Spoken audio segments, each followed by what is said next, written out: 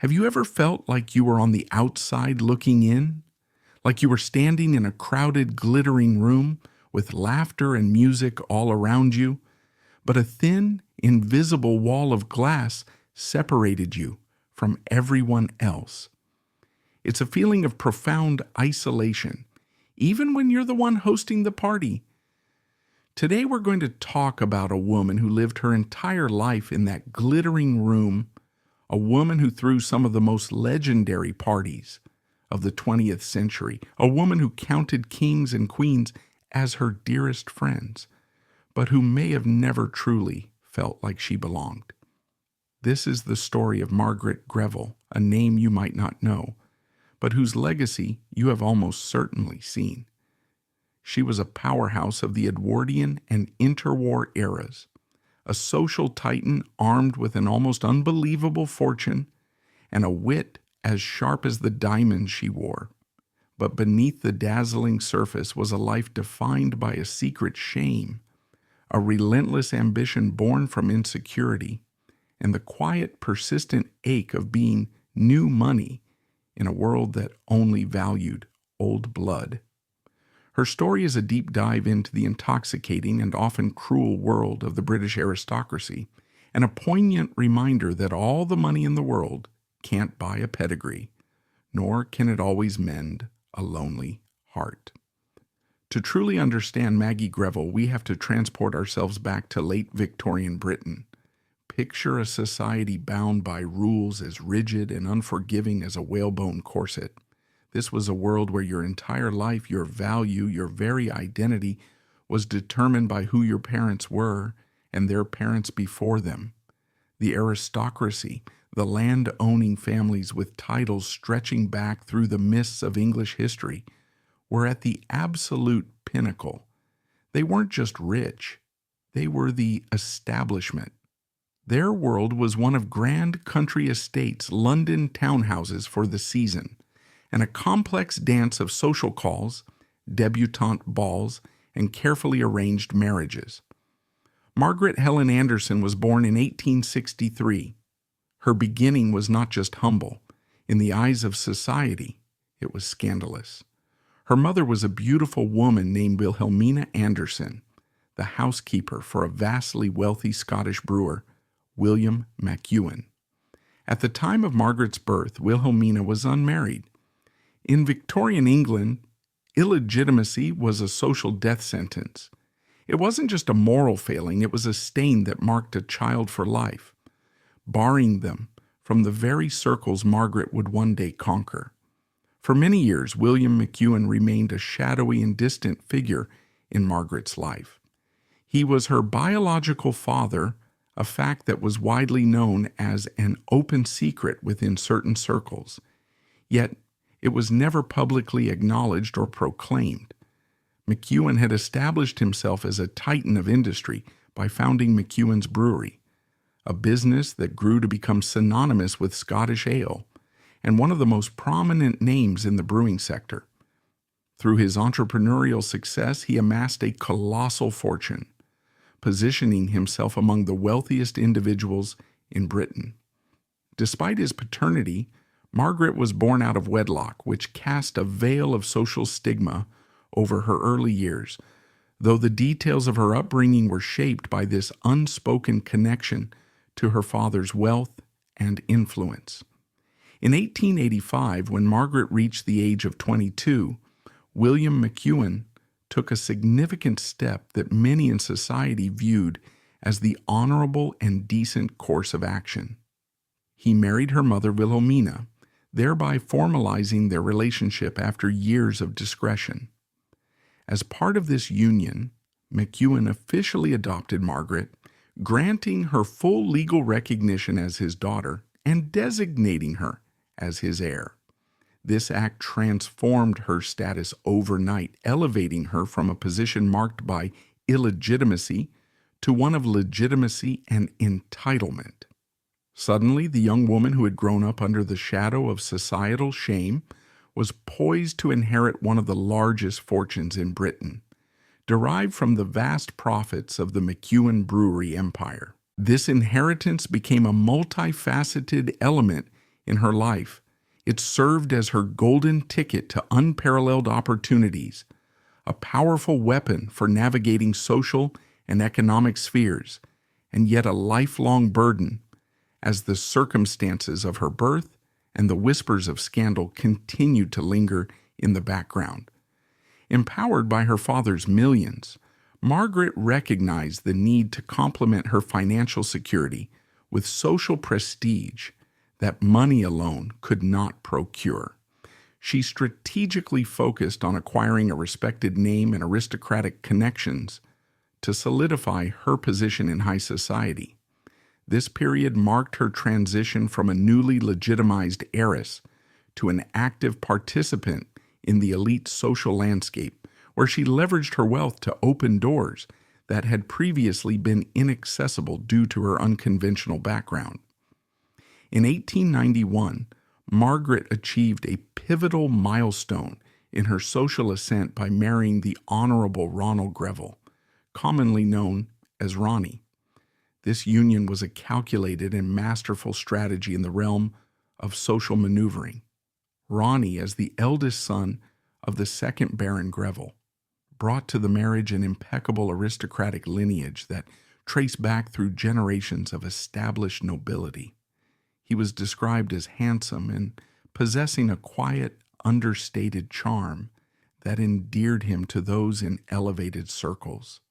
Importantly, the Greville family enjoyed deep respect and moved effortlessly in the highest echelons of society, including close associations with the Prince of Wales, who would later ascend to the throne as King Edward VII.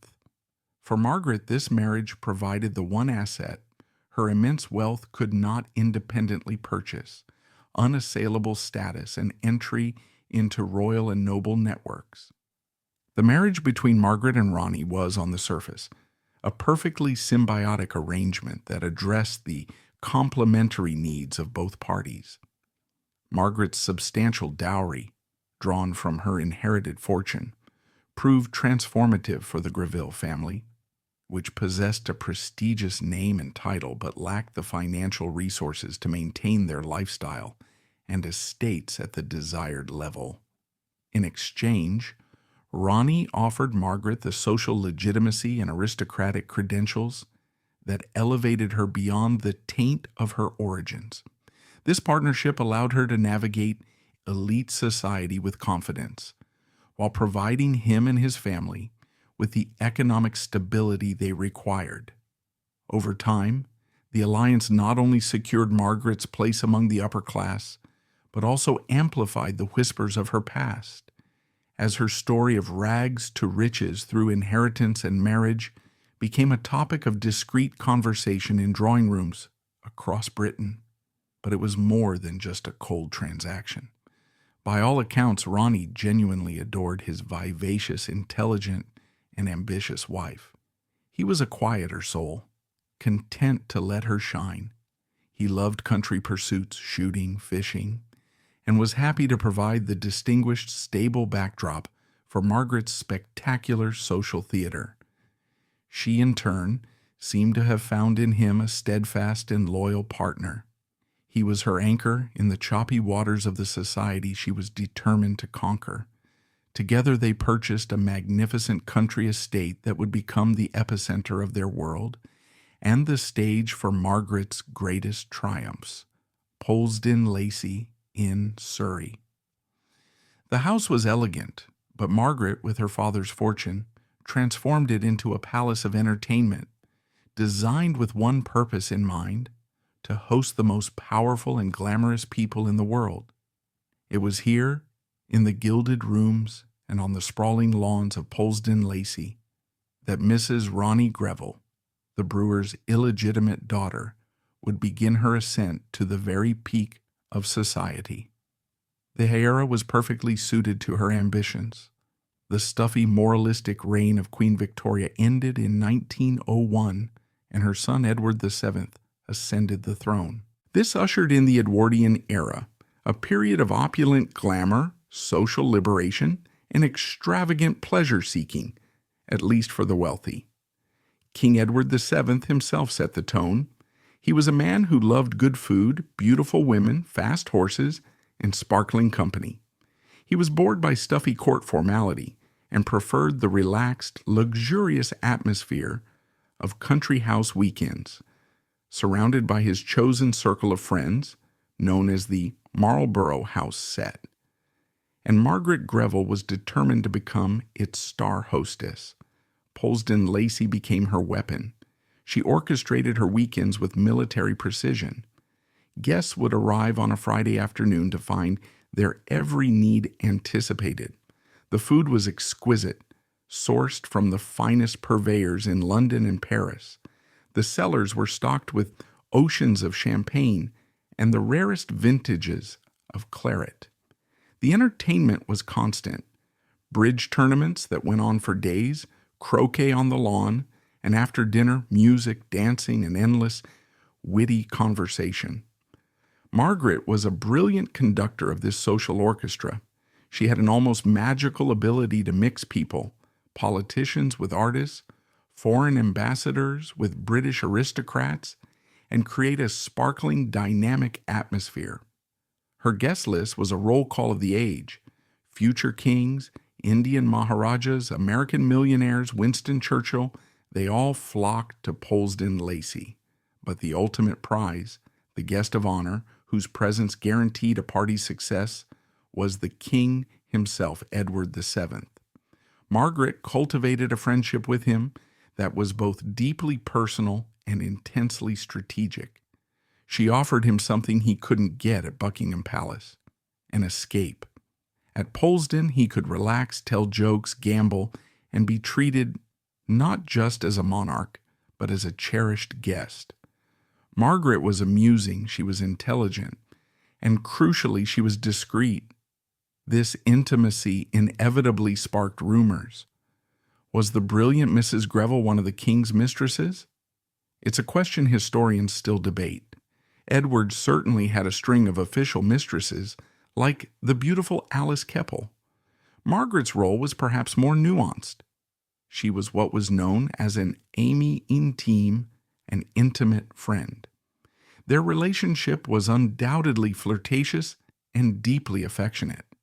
He called her Maggie, and she was one of the few people who could tease him and get away with it. One famous story tells of the king complaining about a rather dull sermon he'd endured at church. Margaret is said to have patted his arm and replied, "There, sir. But think how pleased God was to see you." He adored her irreverence. Whether their friendship ever crossed the line into a physical affair is something we will likely never know for sure. The truth was probably buried with them. But in a way, the specifics don't matter. The very existence of the rumor, the undeniable fact of their closeness, cemented her position. She was not just a hostess, she was the king's hostess. For 17 years, Margaret and Ronnie lived this charmed life at the center of the Edwardian universe. But in 1908, tragedy struck. Ronnie, still a relatively young man at 46, fell ill and died after a short illness, believed to be cancer of the throat. Margaret was utterly devastated. She had lost her quiet, steadfast partner, the man who had given her a name and a place in the world. For a time, she retreated from society, overwhelmed by grief. She wrote to a friend, "My life is over. I have no one to live for now." It seemed as if the magnificent theater she had built was about to go dark. But Margaret Greville was a survivor. After a period of mourning, she emerged, not diminished, but transformed. As a wealthy, well-connected widow, she now possessed a new kind of power and independence. She no longer had to operate as one half of a couple. She was the sole mistress of Polesden, Lacy, and the McEwen fortune, and she threw herself back into her life's work, collecting people and wielding influence with renewed vigor. The death of King Edward VII in 1910 and the dawn of a new, more sober Georgian era under King George V might have sidelined a lesser hostess. But Margaret adapted. She remained a formidable figure, her drawing room a hub of political and social power. During the First World War, she turned Polesden, Lacy into a convalescent hospital for wounded officers, demonstrating a patriotic and compassionate side that earned her widespread respect.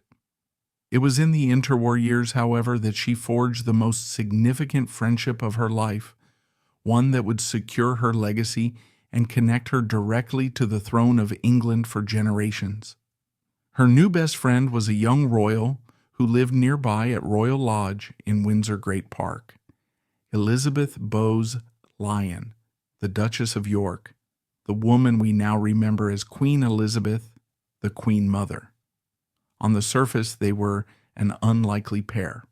Margaret was in her 60s, sharp-tongued, worldly, and a veteran of the scandalous Edwardian court. Elizabeth was decades younger, the picture of sweet-natured aristocratic grace. But they shared a deep bond.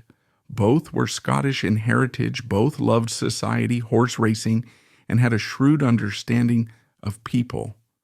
Margaret, childless herself, seems to have adopted the young Duchess and her daughters, Princess Elizabeth and Princess Margaret, as a surrogate family.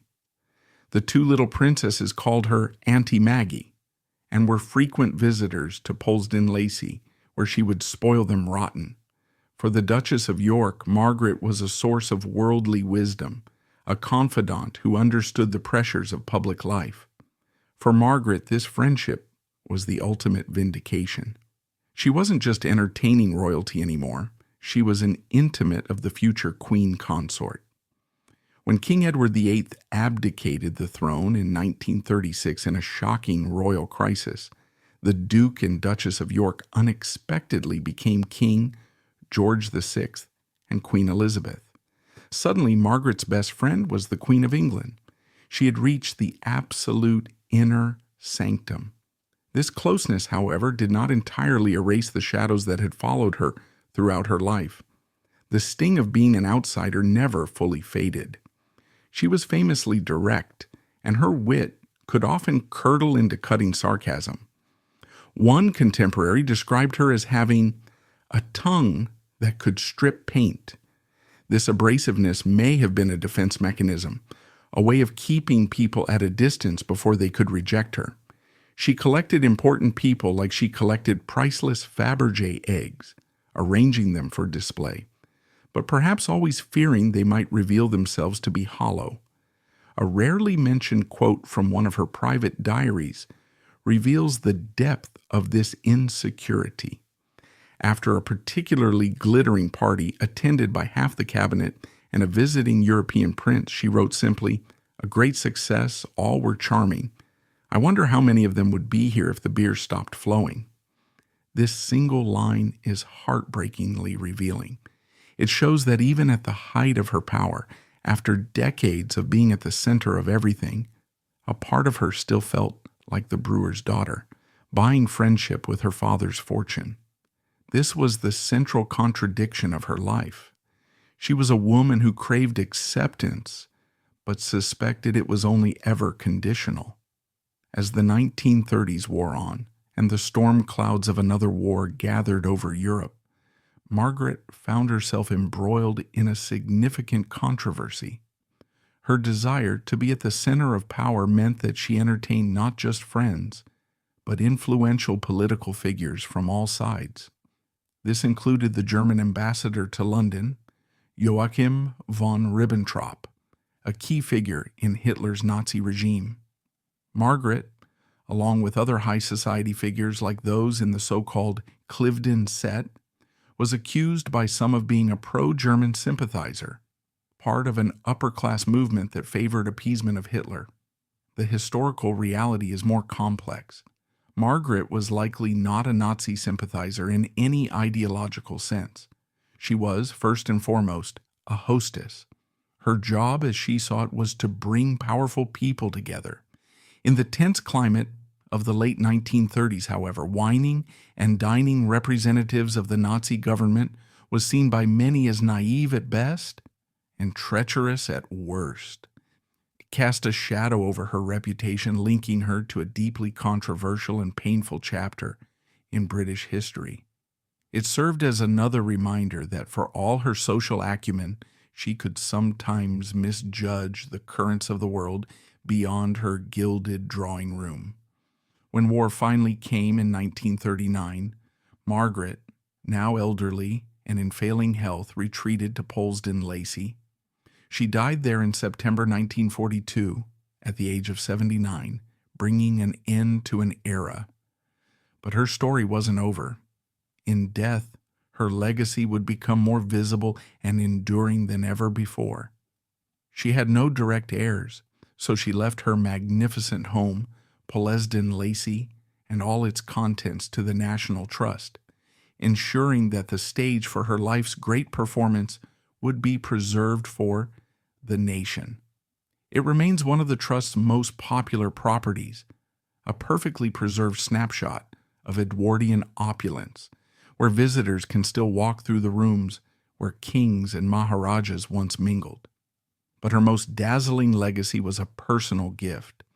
In her will, she bequeathed her entire magnificent collection of jewelry to her dear friend, Queen Elizabeth. This wasn't just a few pretty brooches.